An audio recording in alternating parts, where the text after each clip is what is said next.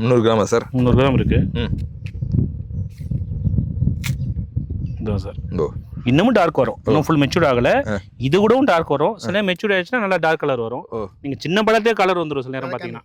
இந்த பாருங்க, இதுவும் ரெட் டைமண்ட் தான். நீங்க வித்தியாசம் பாத்துக்கணும் தான் காமிக்கிறோம். ஓரளவு மெச்சூர்ட் ஆயிடுச்சு. இப்போ இதில் வந்து சின்ன சைஸில் மெச்சூர்ட் ஆகும்போது இதுதான் ஃபைனல் கலர். இந்த கலர் நம்ம அச்சீவ் பண்ண முடியும். இதுக்கு நியூட்ரிஷன் முக்கியம். அதாவது எப்பவுமே ஒரு ரகத்துக்கான ஒரு குணாதிசயம் இருக்கும். அந்த குணாதிசயத்தை எப்போ முழுமையாக வெளிப்படுத்தோம்னா அதுக்கு தேவையான ஊட்டச்சத்து கொடுக்கணும். ஒரு பர்சன் அத்லெட்டிக் பர்சன் இருப்பாங்க, அவங்களுக்கு தேவையான ஊட்டச்சத்து கிடைச்சாதான் அவங்க ஸ்ட்ராங்காக இருக்க முடியும். கண்டிப்பாக அதே மாதிரி இதுக்கு நல்ல டார்க் கலர் வரக்கூடிய குணாதிசயம் இருக்கு, இனிப்புத்தன்மை அதிகம் வரக்கூடியது இருக்கு.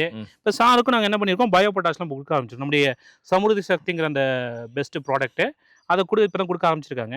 கண்டிப்பாக இதோட இன்னும் பெஸ்ட் கலர் நம்ம இது ஃபுல் கலர் அச்சீவ் பண்ண முடியும். ஸோ கலரும் பெட்டராக இருக்கும். அப்போ என்ன அர்த்தம், உங்களுக்கான சத்துங்கிறது அதிகமாக இருக்குது. அப்போ இதோட டிமாண்டு கன்சூமர் மத்தியிலையும் அதிகமாகும். சீட்ஸும் பார்த்தீங்கன்னா ஆல்மோஸ்ட் பாருங்கள் ஒரு 5, 6 சீடு 7 அப்படிதான் இருக்கும். சாஃப்டாகவும் இருக்கும். நீங்கள் சாப்பிட்டீங்கன்னா ரொம்ப ஹார்டாலாம் இருக்காது, ரொம்ப சாஃப்ட் சீடு. கிட்டத்தட்ட பார்த்தீங்கன்னா ஒரு ஆப்பிளை கட் பண்ண மாதிரி இருக்கு. கிட்டத்தட்ட அப்படிதான், அதே மாதிரி தான் கணக்கு. அதனால தான் நம்ம என்ன சொல்கிறோம் அப்படின்னா, இனி வருங்காலங்கள் ரெட் டைமண்ட் பெஸ்ட் வெரைட்டி.